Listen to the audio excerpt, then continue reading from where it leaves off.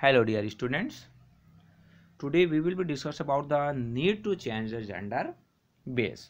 यानी आज का जो हमारा जो टॉपिक है ये इस चैप्टर का लास्ट वीडियो होगा और इस टॉपिक के बाद से हमारा ये जो चैप्टर है वो कंप्लीट हो जाएगा। अब यहाँ पर जो एक जो चीज़ आता है कि need to change the gender bias, यानी हमें क्या चीज़ ज़रूरत है कि जो हमारी जो जेंडर से रिलेटेड हमारे मन में जो पहले से जो थिंकिंग बना हुआ है, हमारे माइंड में जो माइंडसेट पहले से एक सेटअप हो गया, हम प्रेजुडिस की बात करते हैं, हम उसके अगेंस्ट डिस्क्रिमिनेशन लेते हैं कि मेल और फीमेल के क्या रोल होने चाहिए हमारे सोसाइटी में, हमारे फैमिली में, हमारे होम्स में, वो किस टाइप की एक्टिविटीज़ करेंगे।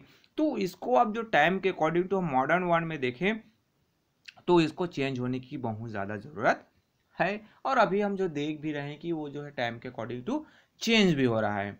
सो the entire society suffers when womens are discriminated against the deprived of basic human rights.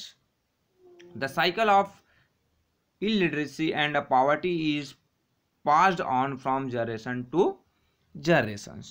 Means यहाँ पर अब जो एक जो चीज़ आया कि हम जो डिस्क्रिमिनेशन की बात करते हैं, discriminated against the deprived of basic human rights, यानी जो ह्यूमन जो राइट्स है एक जो महिलाओं को मिलना चाहिए, वो कहीं ना कहीं हमारे जो फील्ड, हमारे जो सोसाइटी में जो क्या पहले से एक जो फीलिंग्स आ गई, पहले से हम जो हमारे माइंडसेट में एक सोच हो गया है, तो कहीं ना कहीं वो जो बेसिक जो ह्यूमन राइट्स है वो भी महिलाओं को नहीं मिल पाता है। अगर उनका जो हम बेसिक जो ह्यूमन राइट्स की बात करें तो उनको एजुकेशन के राइट्स है, बट अभी भी कई ऐसे जो एरियाज है जहाँ पर खासकर जो पॉवर्टी जो लाइन से बिलोंग करने वाले जो पीपल्स हैं वो जनरली इलिटरेट होते हैं, उनको एजुकेशन भी प्रॉपरली से नहीं मिलता है, प्रॉपरली हेल्थ फैसिलिटी उसको नहीं मिल पाता है।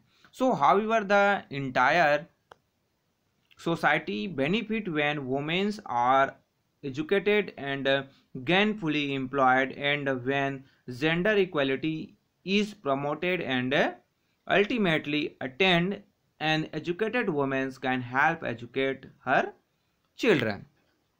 अब मीन्स यहाँ पर एक जो चीज़ आया कि जो जनरली क्या कहा जाता है कि अगर एक जो लड़की जो है क्या होगी, एजुकेट होगी, वो जो है सक्षम बनेगा, तो उनके साथ ही साथ हमारा जो है समाज है, हमारा जो कंट्री है वो भी सक्षम बन सकता है।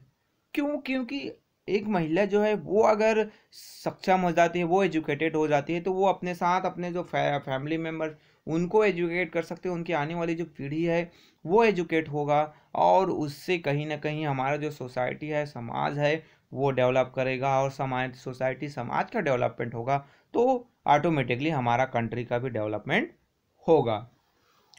सो to make gender equality impact better felt, women must have influence in decision making in the household, in the workplace and in the political sphere. Means अब यहाँ पर एक जो चीज़ है कि अगर हम डिसीजन मेकिंग्स में, डिसीजन लेने में अगर हम वुमेन्स को क्या करते हैं, उनको भी शामिल करते हैं, उनको भी सहभागिता देते हैं, तो कहीं ना कहीं वो जो है हमारे सोसाइटी के लिए बेहतर हो सकता है। अगर किसी फैमिली में जो महिलाओं का जो सम्मान किया जाता है, उनका रेस्पेक्ट किया जाता है, वुमेन्स का, गर्ल्स का रेस्पेक्ट किया जाता है, तो कहीं ना कहीं वो जो फैमिली है, वो जो सोसाइटी है, वो एजुकेटेड और एक बेहतर सोसाइटी का जो है निर्माण हो सकता है। और वहाँ पर अगर महिलाओं को सम्मान किया जा रहा है तो लगभग हर एक चीज़ में वो जो डेवलपमेंट वाला एरिया है वो एरिया हो सकता है, क्योंकि जहाँ पर महिलाओं को सम्मान हो रहा है वहाँ पर अदर जो चीज़ें हैं वो भी बेहतर होता है, बाकी सब लोगों का भी वहाँ पर बेहतर तरीके से जो सम्मान है उनको दिया जाता है। So today things are changing slowly but surely.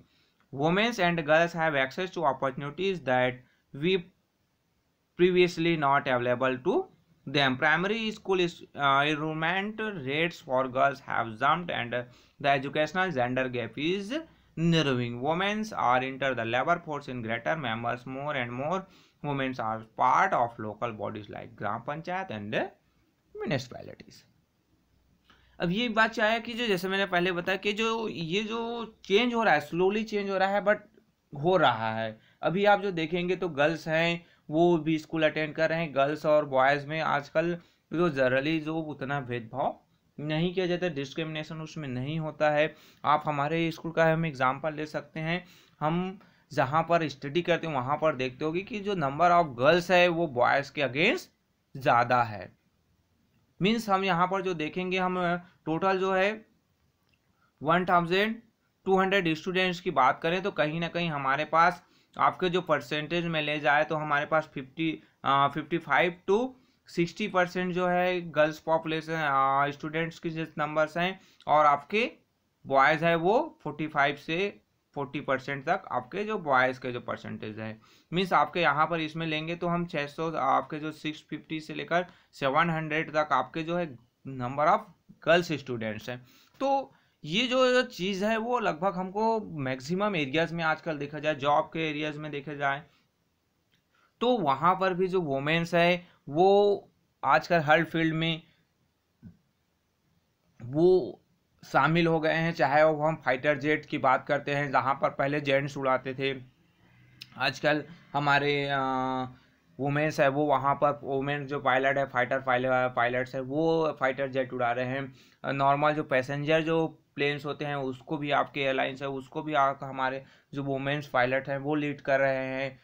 हमारे आर्मीज़ में हम जो देखते हैं, हमारे जो ऑफिशियल स्टाफ है, चाहे हम पॉलिटिशियंस के रूप में देखें, लोकल लेवल पर, ग्राम पंचायत, म्यूनिसिपैलिटी पर देखें, तो सभी जगह जो वुमेन्स एम्पावरमेंट है वो हमें बेहतर नज़र आता है।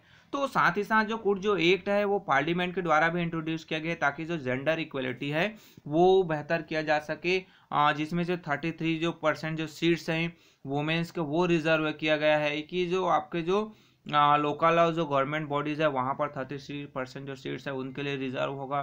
कोई भी आपके जो डिफरेंट जो जॉब्स है, वैकेंसीज होती है, कॉलेजेस में सीट्स हैं, स्कूल में, तो वहाँ पर ऑलरेडी जो वुमेन्स के लिए सीट जो है वो रिजर्व रहता है।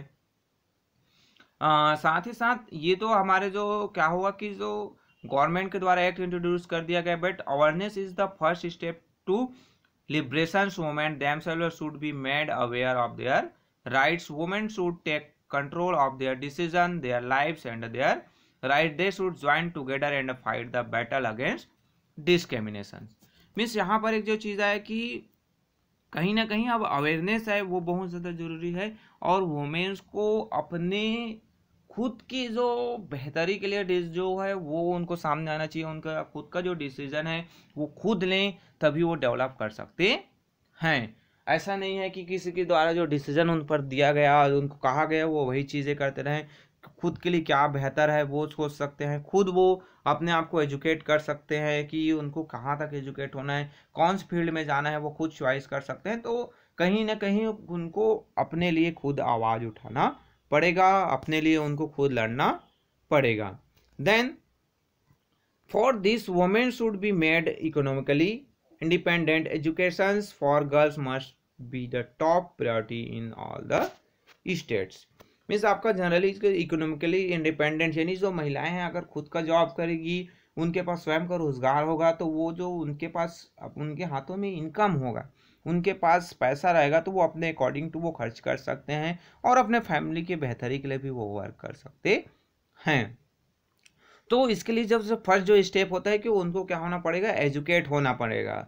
जो और इसी के हर जो चाहे वो स्टेट गवर्नमेंट हो चाहे वो सेंट्रल गवर्नमेंट हो, आप जो देखे होंगे तो बेटी बचाओ बेटी पढ़ाओ अभियान चल रहा है कि महिलाओं को, बच्चों को, हमारे जो बच्चे हैं उनको ज़्यादा से ज़्यादा एजुकेट हम करना है ताकि वो समाज के लिए, हमारी जो सोसाइटी है, हमारी जो कंट्री के लिए बेहतर हो सके। इसलिए बताया गया, तमिलनाडु में एग्जाम्पल दिया गया है कि एजुकेशन जो है वो जनरली आपके फ्री कर दिया गया है, और बाकी हमारे हम स्टेट की बात करते हैं, छत्तीसगढ़ में भी हम देखें तो यहाँ पर भी एजुकेशन है वो गर्ल्स के लिए और बॉयज़ के लिए भी फ्री है। आप जो अभी तो जनरली हमारे यहाँ जो गवर्नमेंट है वो 12 क्लास तक एजुकेशन को फ्री कर दिए हैं। सो आप जो देखेंगे तो गवर्नमेंट के द्वारा और डिफरेंट जो प्रोग्राम्स है, चाहे वो गर्ल्स को अगर स्कूल दूर है आने जाने के लिए तो उनको जो साइकिल योजना, साइकिल जो है प्रोवाइड किया जा रहा है, या फिर उनको स्कॉलरशिप की हम बात करते हैं। अगर कोई जो बच्चा मेरिट में आता है तो उसको प्राइज़ देने का भी बात है। तो कहीं ना कहीं गवर्नमेंट के द्वारा बहुत सारे जो प्रयास है, जिसमें आपके फ्री बुक्स है, यूनिफॉर्म्स है, नून में मिड डे मील है वो प्रोवाइड किया जाता है, बाइसिकल है वो उनको प्रोवाइड किया जा रहा है ताकि वो स्कूल पहुंच सके।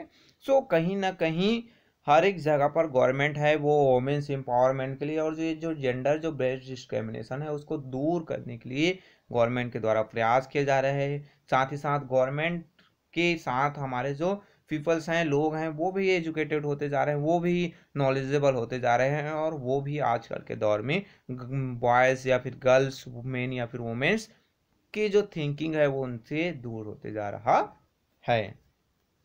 सो लास्ट में आपके हमारे जो जवाहरलाल नेहरू जो थे फर्स्ट जो प्राइम मिनिस्टर थे, उनके द्वारा कहा गया to awaken the people it is the women's who must be awaked once she is on the move the family moves the village moves and the nation moves. यानी अब यहाँ पर कहा गया कि हमें जो जागरूक करना है पीपल्स को, उसके लिए सबसे पहले क्या होना चाहिए कि जो हमारी जो महिलाएं हैं वो जागरूक होना चाहिए। उनको जागरूक कर लिया हमने, उनको आगे बढ़ा दिया, तो उसके साथ फैमिली आगे बढ़ेगा, उसके साथ गांव आगे बढ़ेगा, उसके साथ जो कंट्री है, नेशन है, देश है, वो आगे बढ़ सकता है। तो सबसे पहले हमें किसे करना है, हमारे जो वुमेन्स हैं, महिलाएं हैं, उनको हमें जागरूक करना है, उनको आगे बढ़ाना है। तो ऑटोमेटिकली हमारा जो कंट्री है, हमारा जो समाज है, हमारा जो परिवार है, वो आगे बढ़ सकता है। सो ये हमारा जो चैप्टर है यहाँ पर कंप्लीट होता है और बाकी जो है आपके अदर जो वर्क हैं वो यहाँ पर स्टार्ट होता है। So okay, thank you.